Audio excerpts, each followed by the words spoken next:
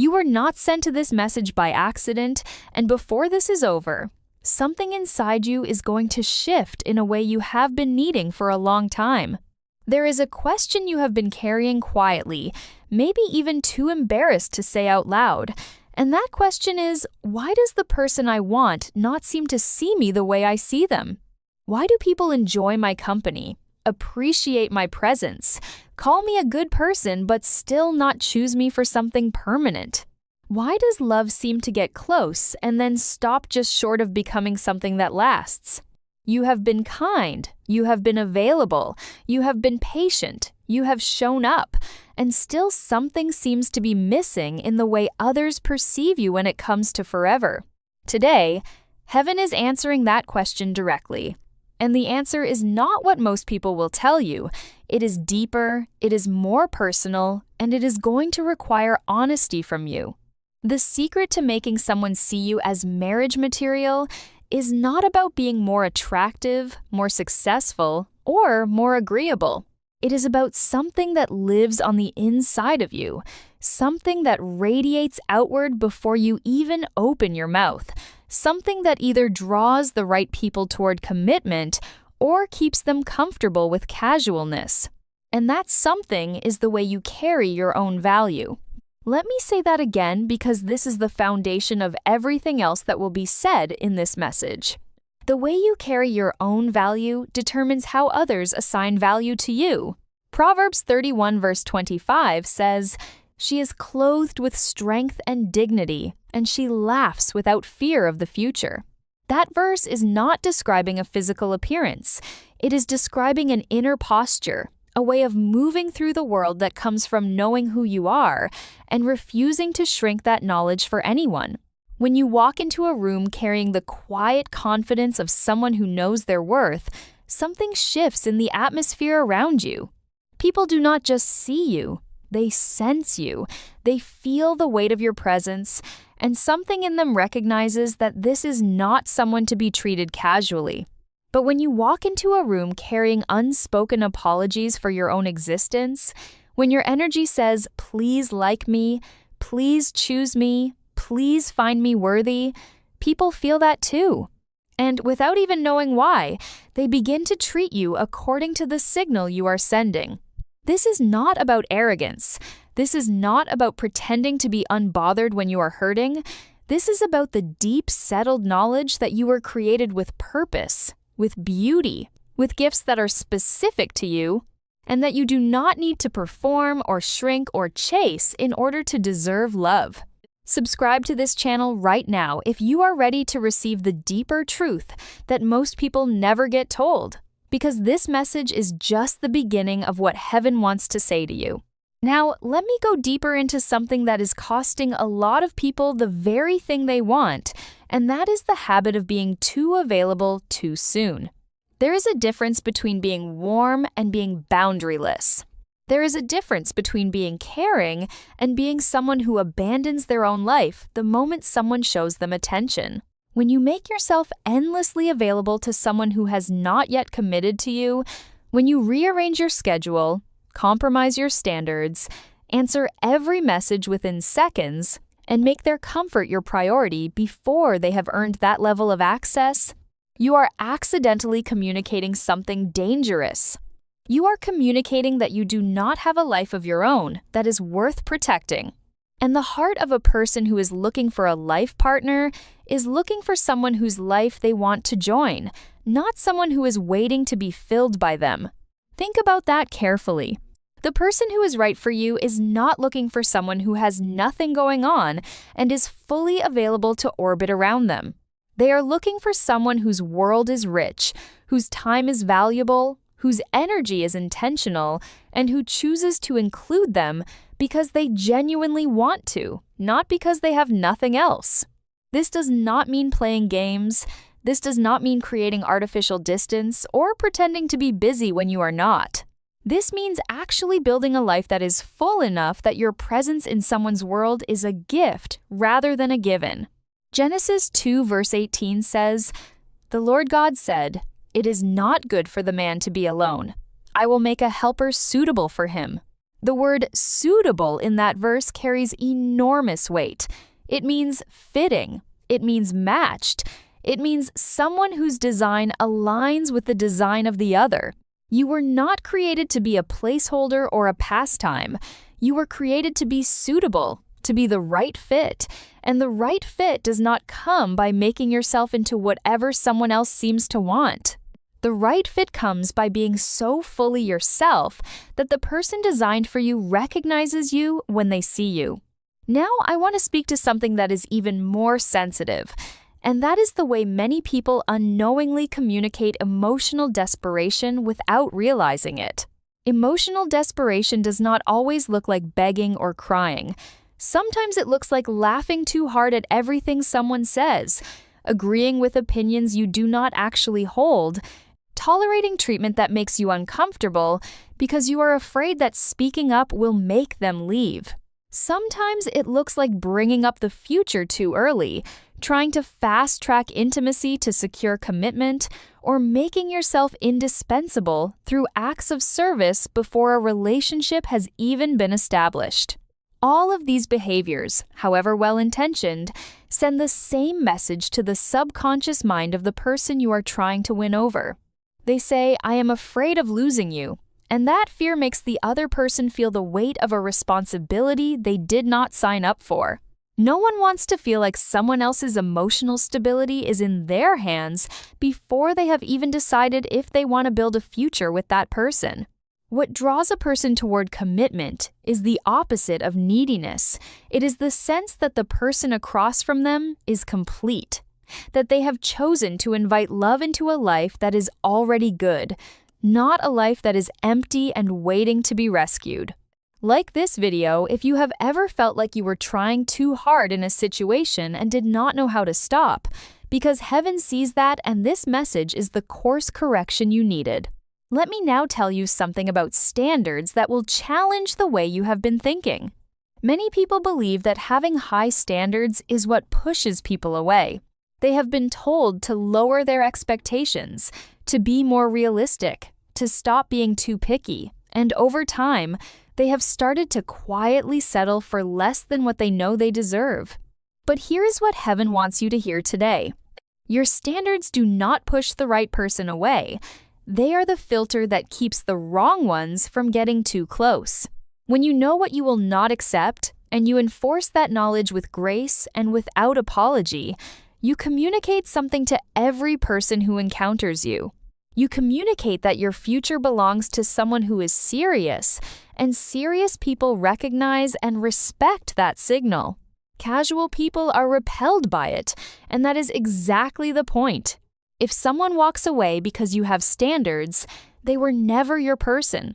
But if someone rises to meet your standards because they see your value, that is the beginning of the kind of love that was built on solid ground. Matthew 7 verse 6 says, "Do not give dogs what is sacred. Do not throw your pearls to pigs." That verse sounds harsh, but it carries a profound wisdom. It is saying that not everything and everyone is worthy of your most sacred offerings, and when you give your best to people who are not in a position to value it, you do not just lose the pearl, you also train yourself to believe that your pearls are not worth protecting. Guard what is precious about you, not out of pride, but out of the deep reverence you should have for the person God created you to be. The one who is meant to marry you will not ask you to lower your standards. They will be grateful that you held them. Now let me talk about something that is rarely discussed in conversations about love and marriage, and that is the power of your inner healing in how others perceive you. Unhealed wounds have a language, and that language is spoken in every relationship you enter, whether you know it or not. When you were hurt by a parent who was absent, you may show up in relationships unconsciously seeking the approval you never received, giving too much in hopes of finally being chosen. When you were hurt by a past partner who cheated or abandoned you, you may show up in new relationships with a guardedness that looks like independence, but is actually fear dressed up in confidence.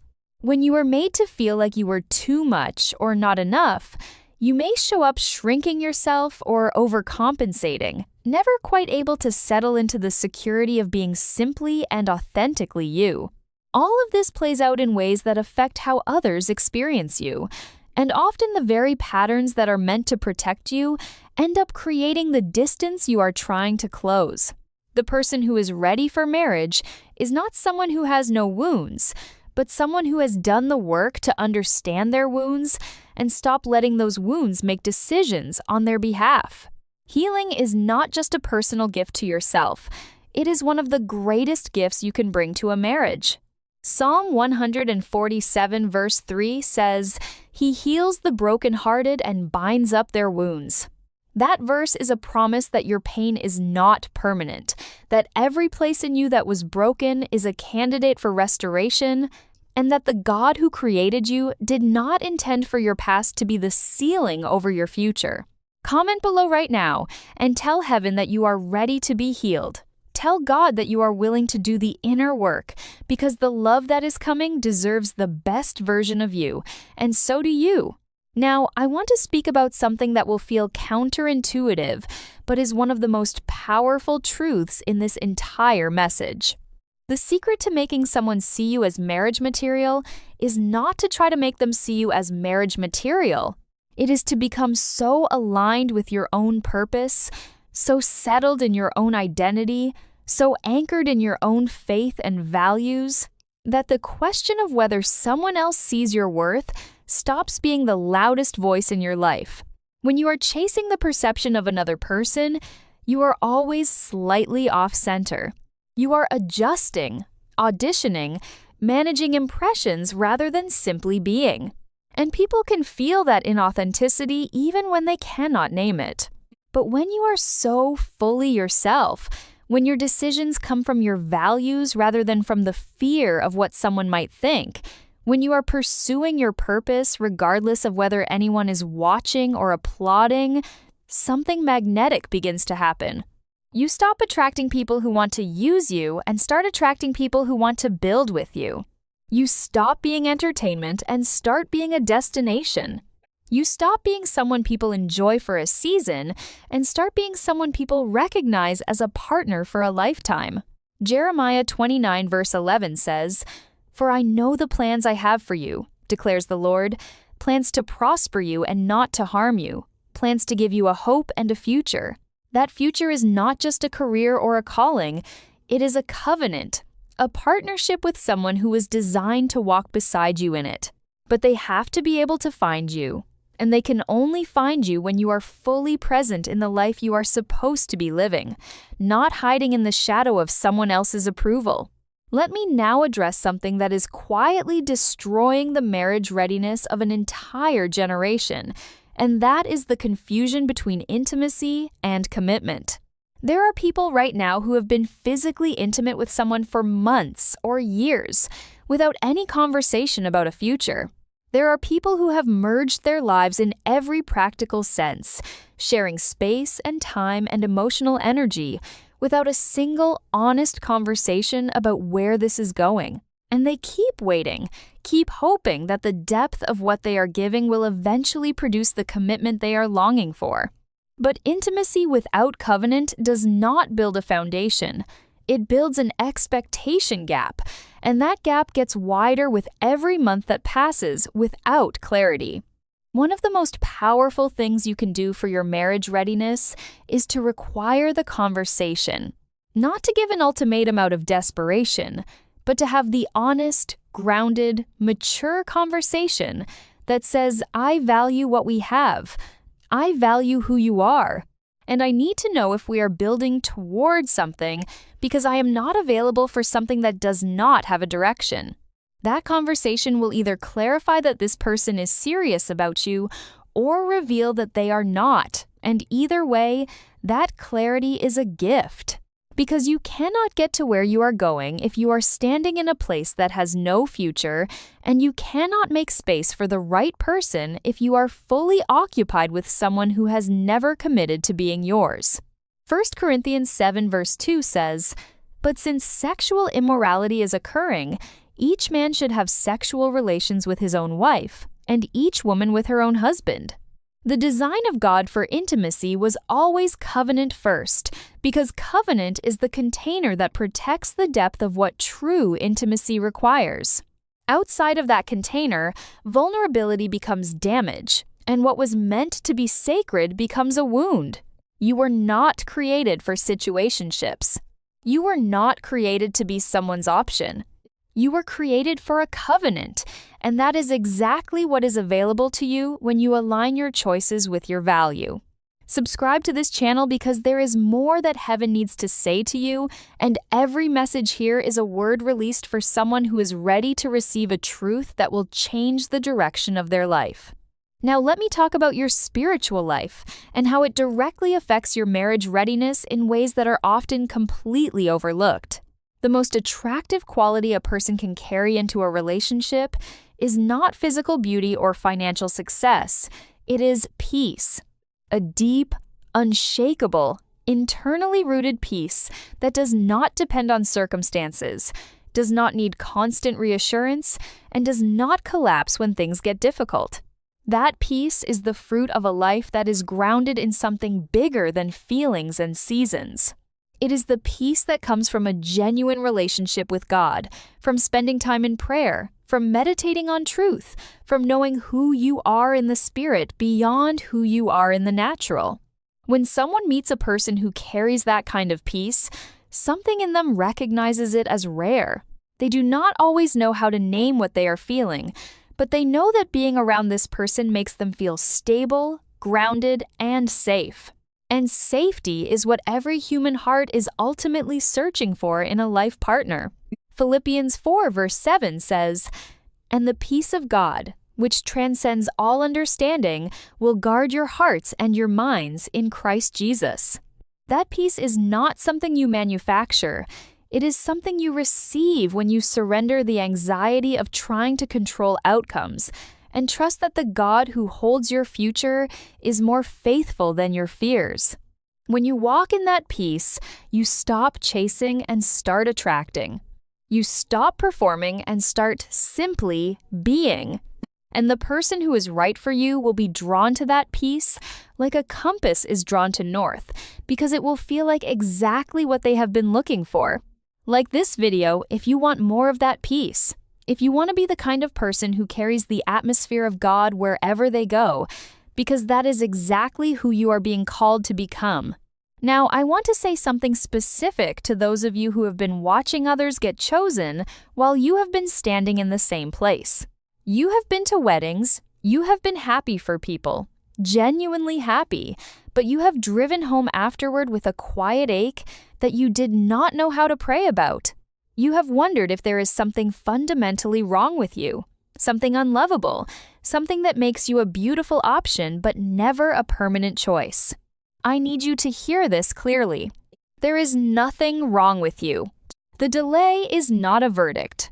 The seasons of being overlooked were not a reflection of your value. They were a protection from premature choices that would have cost you more than the wait. Every person who could not see your worth was not sent to affirm you. They were sent to clarify that they were not your person. And the fact that you are still standing, still believing, still here receiving this message tells heaven everything it needs to know about the strength that lives inside you. Isaiah 43 verse 4 says, "Since you are precious and honored in my sight, and because I love you, I will give people in exchange for you, nations in exchange for your life." You are precious in the sight of God. Not potentially precious, not precious once you fix certain things about yourself, precious right now, as you are, in the middle of your waiting, in the middle of your questions, in the middle of your unfinished story. And the person who is coming for you is going to see what heaven already sees. They are not going to need you to convince them. They are not going to need you to audition. They are simply going to recognize you the way you recognize a key that fits a lock perfectly, without effort, without forcing, without the exhausting performance of trying to be enough. You are already enough. You just need to believe it before they arrive, so that when they do, you are ready to receive what you actually deserve.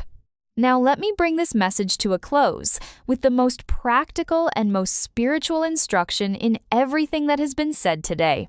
If you want someone to see you as marriage material, start by seeing yourself that way. Not someday, not when you lose the weight or get the promotion or heal completely. Today. Look at your life right now and begin to make choices that are consistent with the value you carry.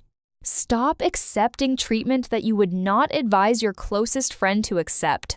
Stop staying in conversations and situations that have no destination because you are afraid of being alone. Stop apologizing for your standards and your faith and your vision for what love should look like. Carry yourself with the quiet dignity of someone who knows that what God has promised cannot be taken away and cannot be given to someone else. Live your life fully. Pursue your purpose boldly.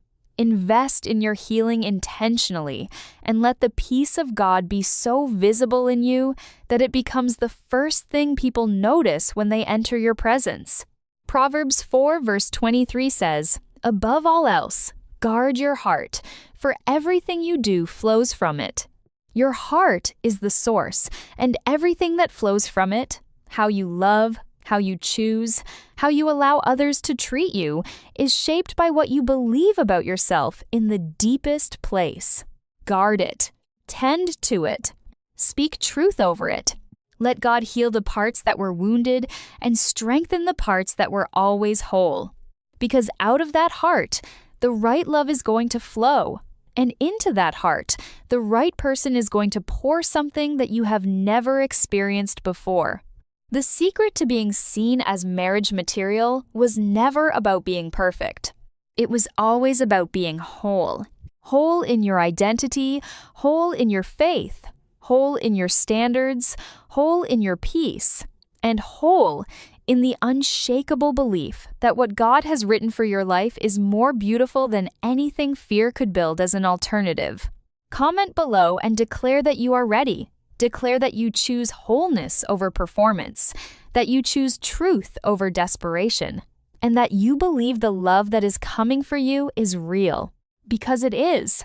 And the person who cannot wait to build a life with you is being prepared right now by the same God who is preparing you, and when the time is right, nothing in heaven or on earth will be able to stop what was already written. You are marriage material. You always were. Now walk like it.